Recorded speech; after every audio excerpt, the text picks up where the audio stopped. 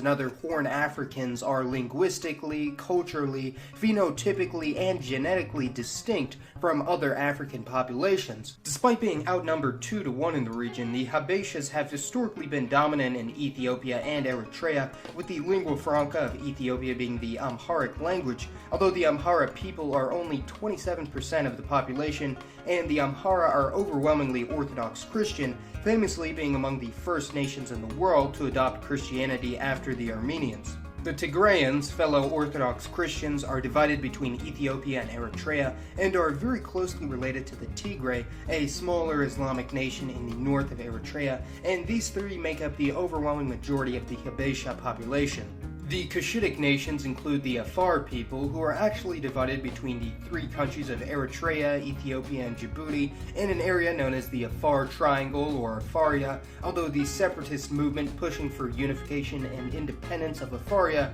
is rather tepid. Another major Cushitic ethnicity in Ethiopia is the Oromo people, making up 34% of their population and the largest single group, and interestingly, the Oromo are split nearly 50-50 between Christianity and Islam, making them one of the only Cushitic groups with a substantial Christian population,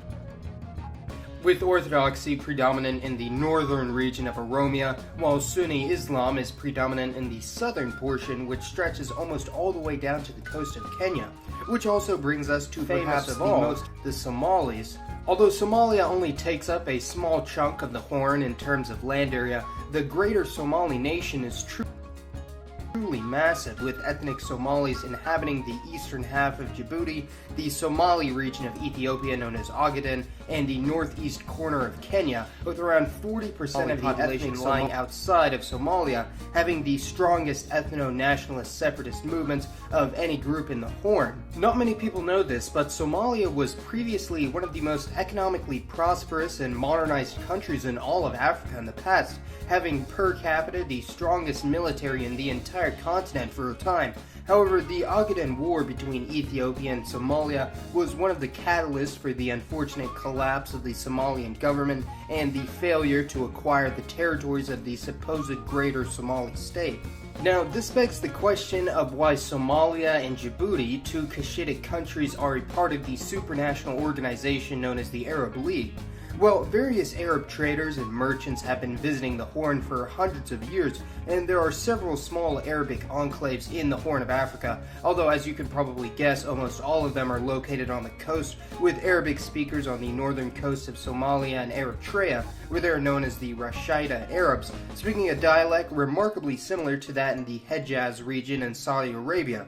Although genetically, those in Djibouti and Somalia are no more Arab than any other Horn African group, Arabic has essentially become a secondary language in these countries, and to a lesser extent Eritrea, which is an observer of the Arab League. It is possible that these nations could have become Arabized in a similar manner to the country of Sudan, whose genetic and phenotypic makeup bears remarkable similarity to that of the Habesha peoples of Eritrea and Ethiopia, but Arabs remain secluded to small enclaves on the coast instead, numbering in the tens of thousands at least. In the recent past, before the Arabization of the country, Sudan was inhabited by Nilotic and Cushitic groups, being an extension of the Horn African peoples. However, the Beja are the only Cushites remaining, living on the Red Sea coast of Sudan and Egypt, being the northernmost Cushitic group, with the southernmost group being the Iraku, who arguably have one of the strangest transliterations for their name, and only recently migrated to Tanzania a few hundred years ago,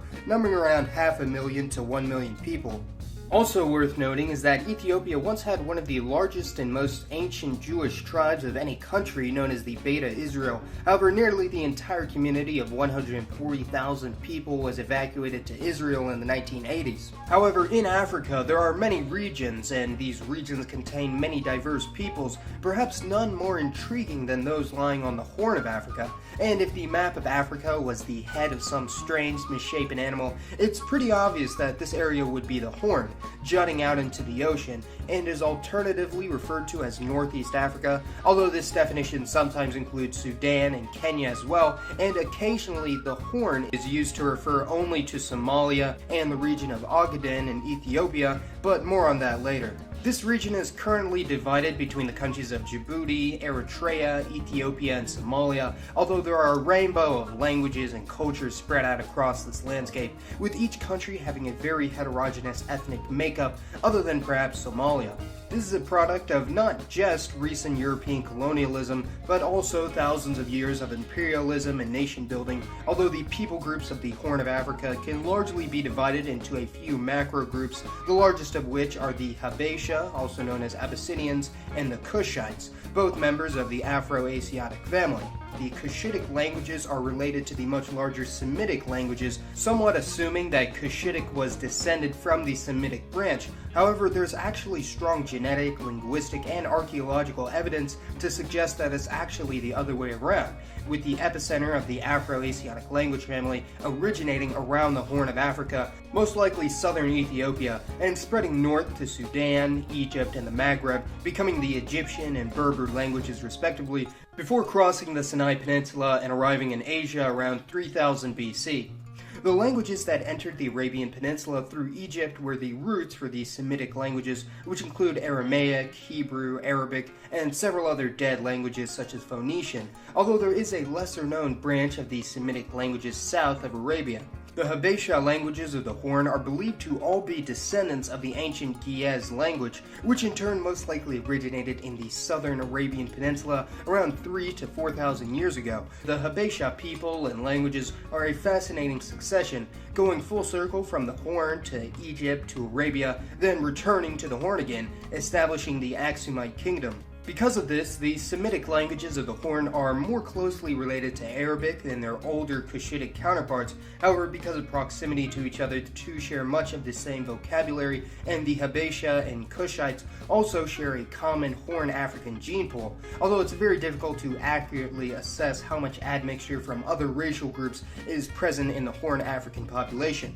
Perhaps most interestingly, the South Semitic branch that gave birth to the Habesha nations is still present in the continent of Asia, known as the modern South Arabian languages, which despite their names are actually not a branch of Arabic and predate Arabic in the region by centuries. These South Arabian peoples, lying mostly on the border between Yemen and Oman, are a bit of a relic of a bygone age, since they were not assimilated by the Arab expansion which covered nearly the entirety of the Arabian Peninsula. However, they're still overwhelmingly Muslim. And modern South Arabian peoples include the Mehri and Shehri in the Al-Mahra region of Yemen, as well as the Socotrans of Socotra Island off the coast of Somalia, and their appearance is quite unique, being more reminiscent of South Asians than either modern Arabs or Horn Africans.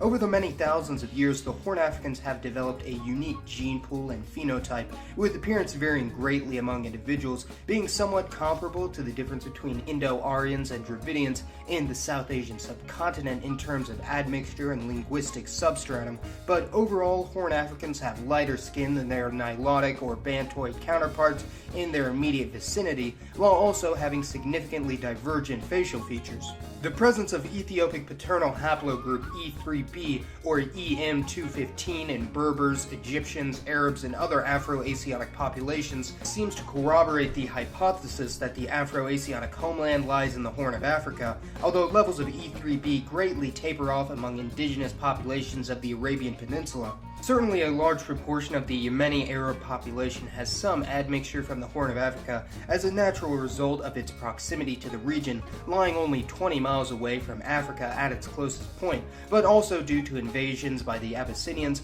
as well as the Arab slave trade, which mostly took slaves from the Swahili coast in East Africa, not the Horn, with their descendants being known as Al-Aqdam in Yemen today, although no one is quite sure how many there are in the country. Thus is the bulk of the Horn African nations, who are certainly a fascinating bunch with an even more fascinating origin, being the progenitors of the Arabic, Berber, Hebrew, Hausa, and even Maltese languages,